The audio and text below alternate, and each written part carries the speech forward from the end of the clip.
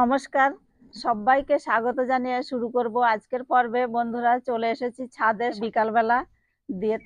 আমরা আজকে বানাবো চিকেন পকোড়া। এখন আমি সব পেঁয়াজ, রসুন, আদা ছাড়িয়ে নেব, নিয়ে মাংসটা মেখে রেখে দেব। আপনারা সম্পূর্ণ পর্বটার সাথে থাকবেন, আশা রাখছি ভালো লাগবে। আমরা সবাই মিলে চলে এসেছি, দেবদাসকেও নিয়ে এসেছি। নিয়ে এসে দেবদাসকে ছেড়ে দিয়েছি, ও যে ডাবার পাশে শুয়ে পড়েছে। দিয়ে আমরাও চলে এসেছি, সবাই মিলে আনন্দ করে বানাবো পকোড়া।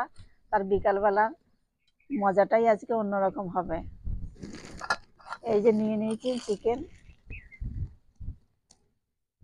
পেঁয়াজ, আদা, রসুন, আর লেবু নিয়ে এসেছি।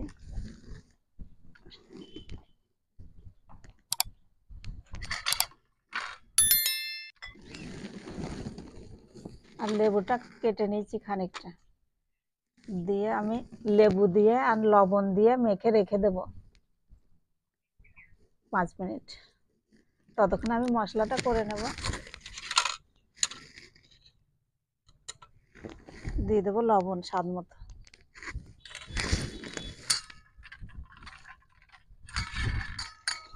মাখা হয়ে গেছে, ঢাকা দিয়ে রেখে দেবো।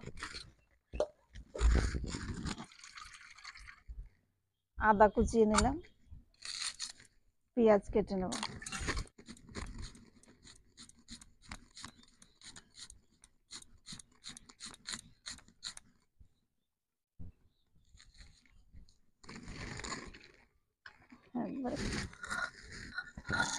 শিলনোড়া নামিয়ে নিলাম, এবার বেটে নেব।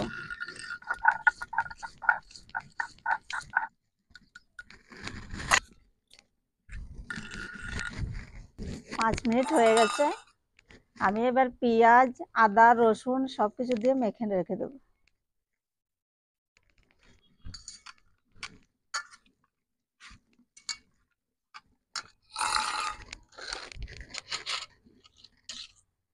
এবার আর একটু সামান্য লবণ দিয়ে দেবো। দিয়ে দেবো শুকনো লঙ্কার গুঁড়ো, দিয়ে দেবো হলুদ, দিয়ে দেবো জিরে গুঁড়ো, দিয়ে দেবো ধনে গুঁড়ো, আর দেবো কিছু কাঁচা লঙ্কা। এবার দিয়ে দেবো কর্নফ্লাওয়ার, একটা পরিমাণ মতো দেবেন। আর দিয়ে দেবো একটু চালের গুঁড়ো। চালের গুঁড়োটা না দিলেও হয়, আমি দিয়ে দিলাম। অনেকে বেসন দেয়, সেটাও দেওয়া যায়, আমি কিন্তু দিলাম না। ধনে পাতা তো নাই, কিছু কারি পাতা গাছ থেকে তুলে নিলাম। টবের গাছ লাগানো আছে, সেখান থেকে দুটো তুলে নিলাম, নিয়ে কুচিয়ে দিয়ে দেবো মাংসের মধ্যে। এখন তো ধনে পাতার সিজন নয়, আর যাও বা পাওয়া যায় বাজারে, ছাড়া তো পাওয়া যাবে না। কিন্তু কারি পাতা আছে বাড়িতে, ওই জন্য কুচিয়ে দিয়ে দিয়ে কিছু।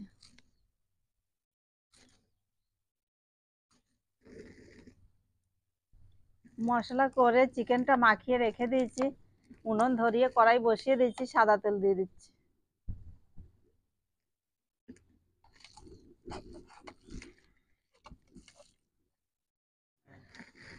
আমি এখন চিকেনগুলো এই যে সবকিছু দিয়ে মেখে নিয়েছি সুন্দর করে। এবার আমি একটা একটা করে দিয়ে ভেজে নেব।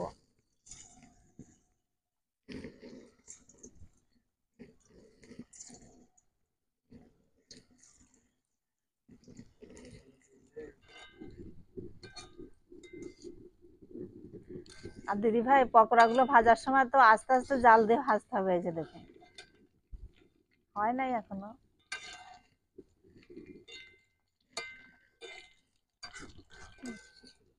আস্তে আস্তে জাল দিয়ে বেশ সুন্দর করে যে মুচমুচে করে ভেজে নিয়েছি। এবার আমি তুলে নেব।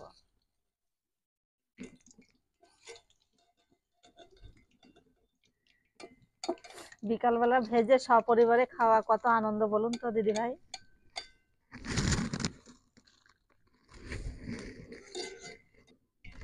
এবার বাকি যেগুলো আছে ভেজে নেব।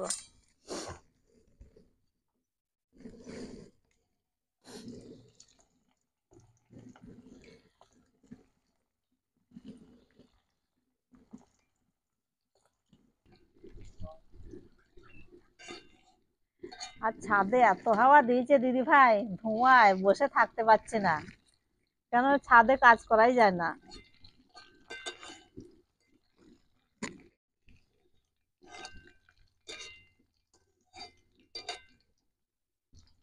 দিদি ভাই ভাজা সব হয়ে গেছে, তুলে নেবো এবার। আর লোভ সামলাতে পারছি না, ভাজছি আর। সব মুখরোচক জিনিস না, দেখেই মনে হয় যেন জিভে জল চলে আসে।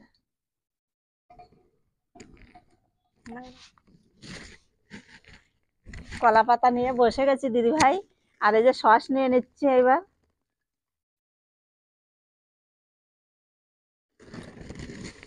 আর পকোড়া মানেই তো সস, আর গরম গরম পকোড়া বিকালবেলা যা লাগবে না, দারুণ। আপনারাও বানিয়ে সপরিবারে খান, খুব আনন্দ করে মজা করে।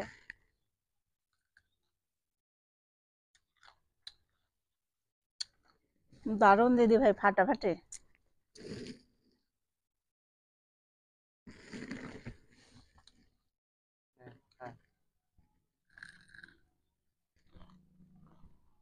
যা হয়েছে না দিদি ভাই।